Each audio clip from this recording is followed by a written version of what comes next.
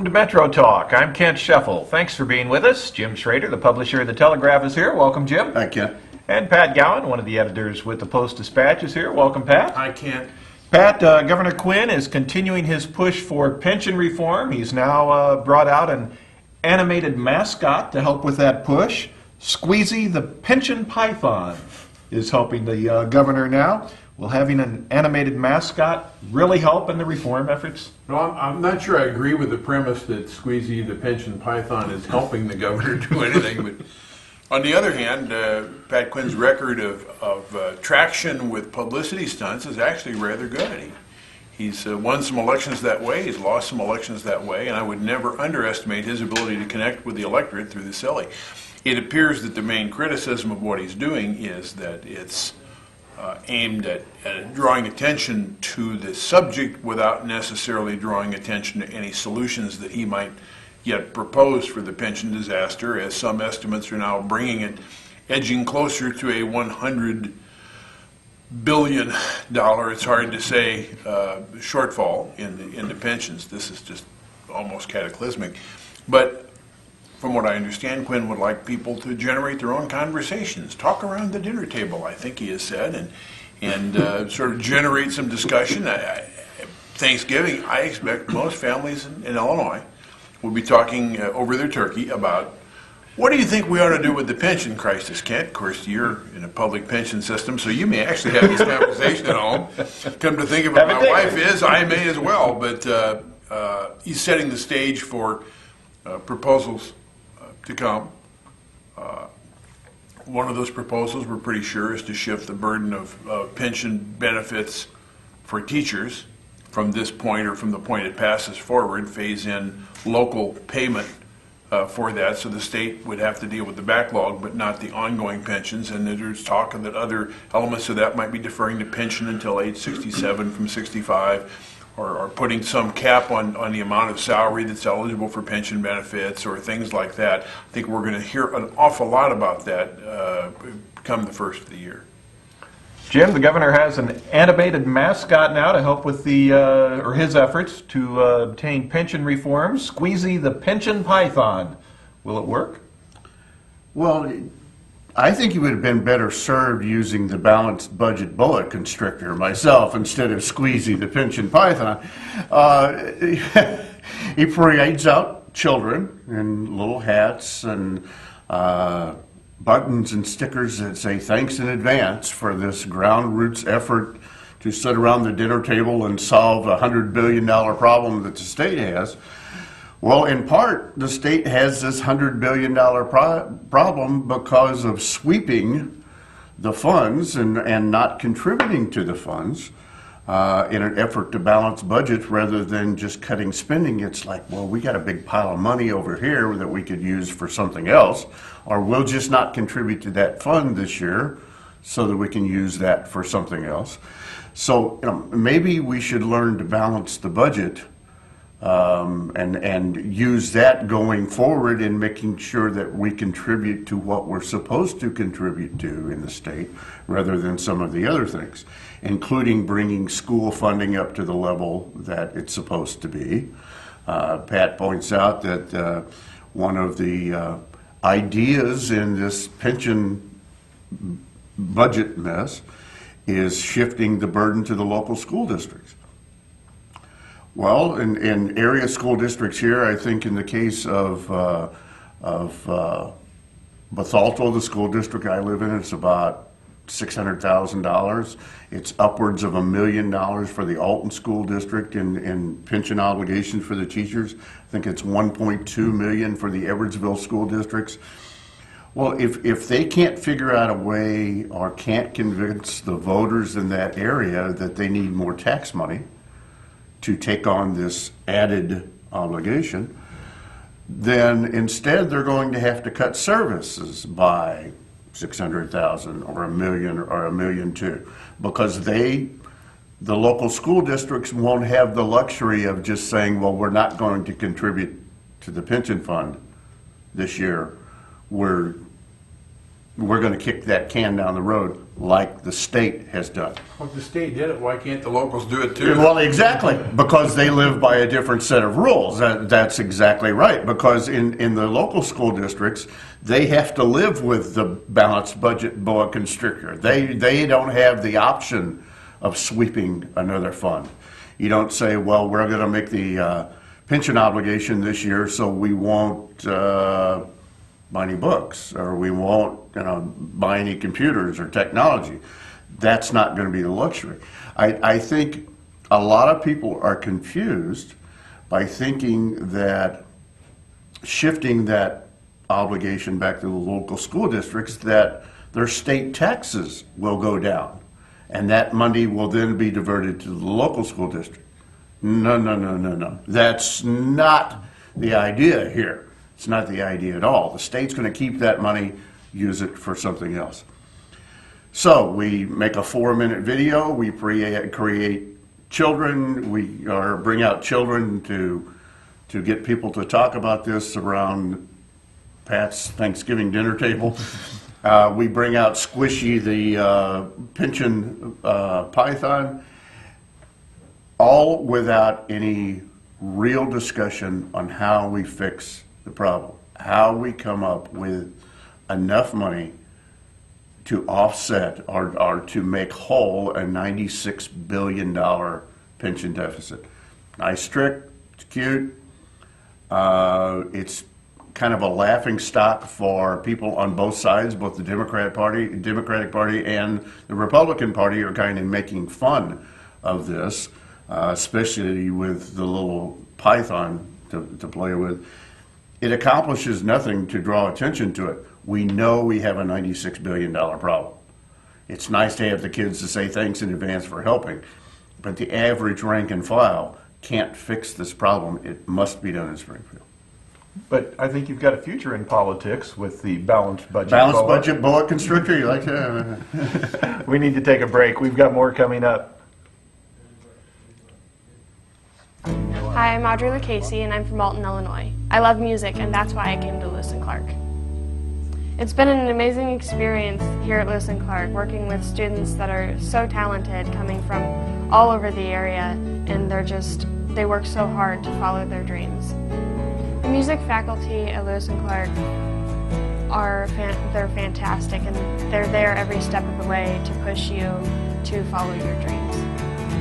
One of the unique opportunities that I have had at Lewis & Clark is being able to record my own music with a fellow student here.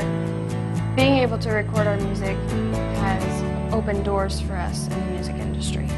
My long-term goal is to finish here at Lewis & Clark and then to transfer to a 4-year school and finish my degree in music performance. I would recommend Lewis & Clark to another student because it is definitely a great place to get started and it can open so many doors for you. Up, college is hard. Down, those books are heavy. My sport is football, but my passion is education.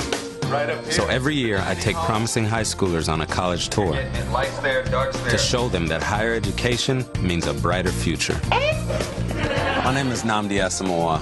I don't just wear the shirt, I live it. Find out how you can live united for education. Give, advocate, volunteer. Go to liveunited.org. Do you wear this?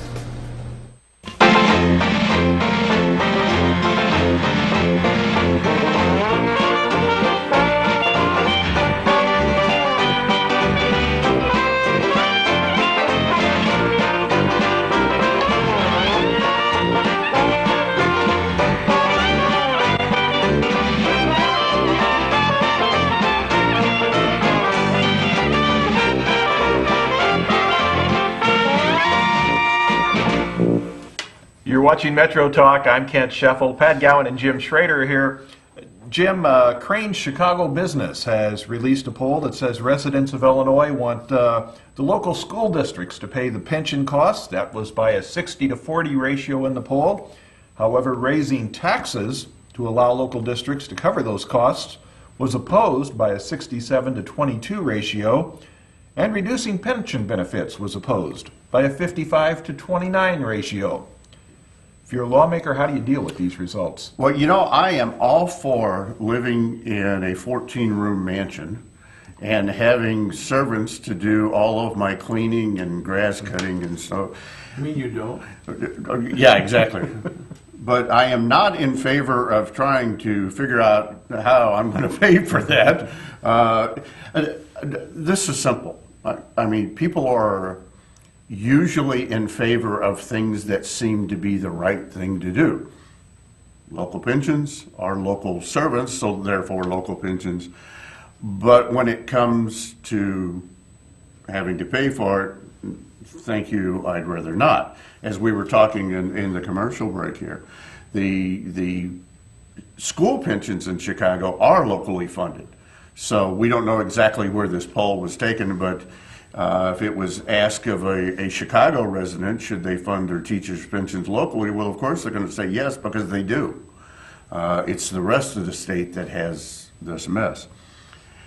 We all want to do things that are right and good. We all want to take care of children and puppies and disabled and the elderly, and we want to do all of these things that are right. The fly in the ointment is, how do you come up with the money to pay for all of these things? The results of this poll don't surprise me at all. Yes, we want to do what's right. No, we don't want to raise our taxes to pay for it, and no, we don't want to cut any benefits for any of those workers. Exactly as most people would think it would track out. So if you're a lawmaker, you can't win. Or you continue to kick the can down the road, or you gore somebody else's ox, which is what creates the problems that we have. It seems simplistic to say, like the rest of us do, you sit down with your bills at the beginning of the month, you know roughly what your income is going to be, and you say, okay, I got to have this much for the house payment, and this much for the car payment, and this much for insurance, and this much for groceries, and oh, if I have anything left over, I might go to the movie theater, or I might go out for a steak dinner.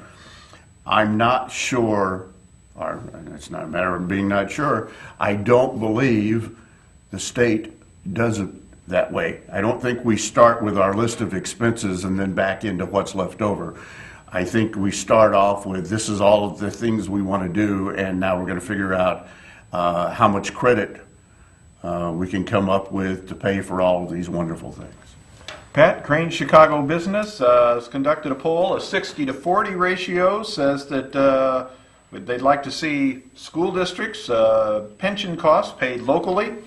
67-22 ratio says allow districts to cover the costs, but 55-29 ratio is opposed to reducing pension benefits. How do you deal with it if you're in the legislature? Well, since Chicago is in a different boat from the rest of the state, and since it's a poll apparently includes the whole state, I'm not really sure what it would mean to me as a legislator if I were outside Chicago particularly. But set all that aside, a leader doesn't follow public opinion. A leader helps set public opinion. And polls like this, to me, are fairly useless, and here's why. If you're polling people who are intending to vote in an election, if you call me up and say, am I going to vote for Romney or am I going to vote for Obama?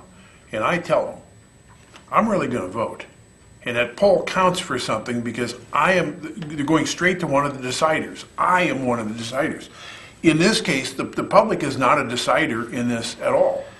Whether I'm well informed as a presidential voter doesn't matter because I'm still going to vote. These people not only aren't going to vote, but because they're not going to vote on this subject, they're not in the legislature. Because they're not going to vote on this, they're not necessarily very well informed either. I don't know the extent to which the questions were laid out, the extent to which they were pushed toward a particular answer or not, and I don't know that they really understand the underlying issues. So with that said, to me this is completely useless. I think the legislature needs to do the right thing. If you follow this exactly and look at where the variables are, it says, well, okay, the pensions got to go to the local school districts, that's what they want. They don't want to cut pensions, so that's out. They don't want to raise taxes, so that's out. So the only other variable for the local schools is to take the money out of other operations, in which case by leaving the variable out, I guess that means they want to see class sizes of 40 kids or 50 kids or things like that in order for the local district to afford to pay for the retirement of teachers without raising taxes. Anybody that thinks that this problem is going to be solved without raising taxes needs to have their head examined.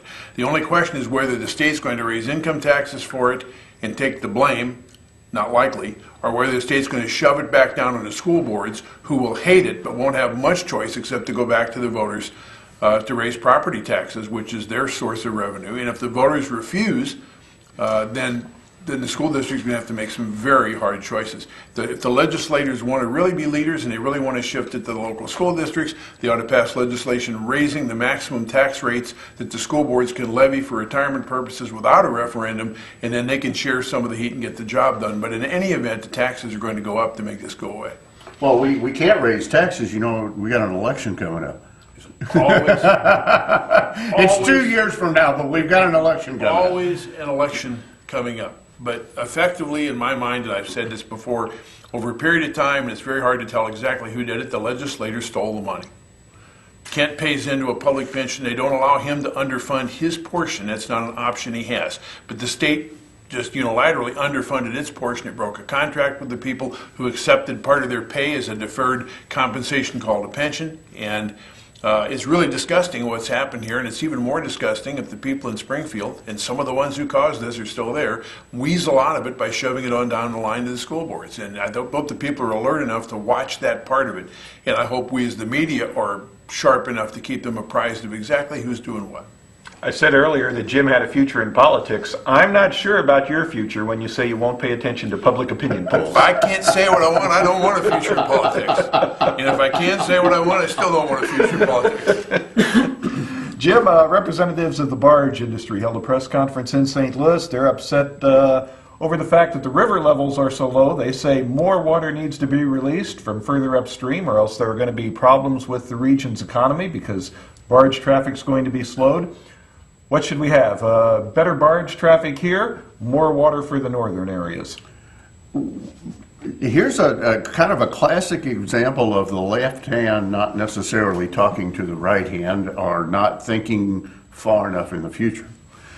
There is a manual that was issued to the Corps of Engineers a few years ago that basically mandates what can be done to people that live in the Missouri River Basin. The amount of water that they have to flow downstream, the amount of money they have to keep in reserve. And as I understand it in kind of reading about this, the Corps of Engineers is saying, okay, we have to reduce the amount of water that we're letting flow downriver into the Mississippi because of what this manual says. As everyone knows, we just came through a pretty difficult year and a half, almost 2 years, of precipitation in the whole Midwest area, the whole Missouri and the whole Mississippi River Basin. The Mississippi River especially has fallen to almost unnavigable levels. It's turning up old shipwrecks. It's turning up the remains of old paddle wheelers because the river has fallen so low. Read one account that said if the river falls like another 5 feet or so, that the river will basically have to be shut down to barge traffic from St. Louis to Cairo, which basically takes probably 80% of the coal that travels by the river. It just shuts it down basically in or around Alton and that pool area there.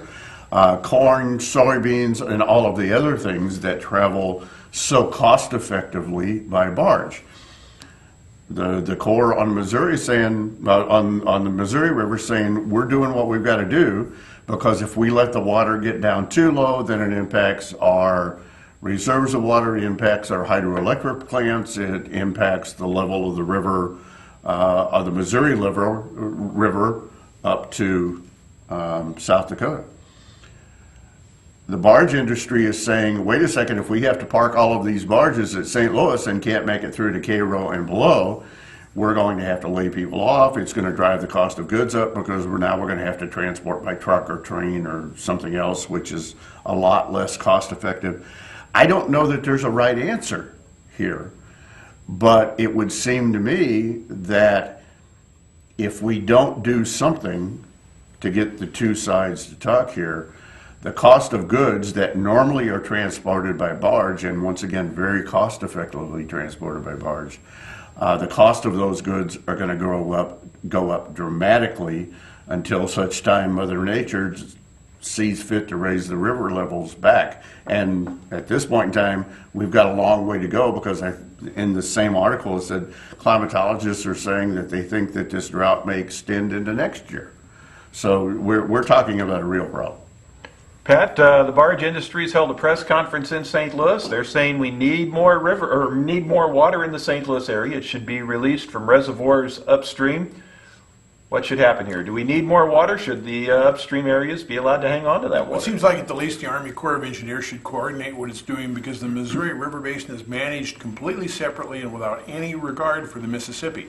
Even though under normal circumstances in St. Louis about 60% of the water coming through is from the Missouri, not the Mississippi above, and it's now about 78% because the drought further north. So it seems like if the Corps in one place would talk to the Corps in the other, that would help. My hope is that while the Illinois General Assembly is fixing the pension problem, maybe they can create some rain at the same time, and they'll solve the whole thing. All right. We've got more coming up. Hello and welcome to another edition of the Lewis and Clark Minute. Today we're going to be talking with Michelle Singley about the dental hygiene program. Dental hygiene students learn a variety of treatment skills when they're enrolled in the program at Lewis and Clark. For example, students learn to take a thorough medical history, to perform a head and neck assessment, including an oral cancer screening, and to assess the gum tissue, teeth, and bone of their patients. The students also take dental x-rays, perform dental cleanings, place dental sealants to prevent cavities, and treat the patient's teeth with fluoride or fluoride varnish. Dental hygiene students also teach others to take good care of their teeth with oral hygiene aids such as brush and floss. Our Gina the giraffe puppet is one of the students' favorites. We take her out to the schools to teach the kids good oral habits. For more information about the dental hygiene program, call us at 468-4413 and you can meet Gina. This has been your Lewis and Clark Minute.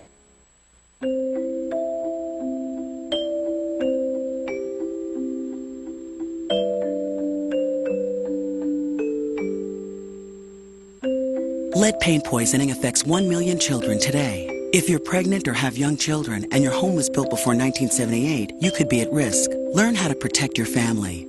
To find your home's danger zones, the health effects, or just to find help, log on to leadfreekids.org.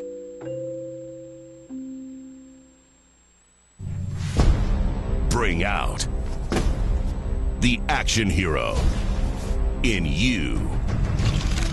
Fuel up right and get energized.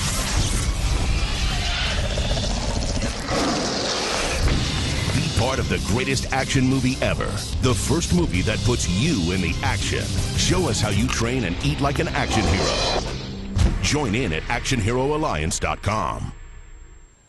You're watching Metro Talk. I'm Kent Sheffel. Pat Gowan and Jim Schrader are alongside. Pat, the Illinois school report cards have been released. They show that 82% of the schools failed to make adequate yearly progress. Does this signify problems in the schools or an inadequate measuring system? Well, a measuring system is ridiculous. No child left behind is every child left behind, and here are two reasons why. One is the states could provide their own testing criteria, so you can't really compare the results from one state to another because they have their own testing. So Texas dumbed down the test, so did Illinois for that matter to some extent, to try to make themselves look better. But the test itself is an issue. They're looking for something that's easy to test because testing is difficult and testing is expensive. So to keep the testing in line, essentially this is a test of rote memorization.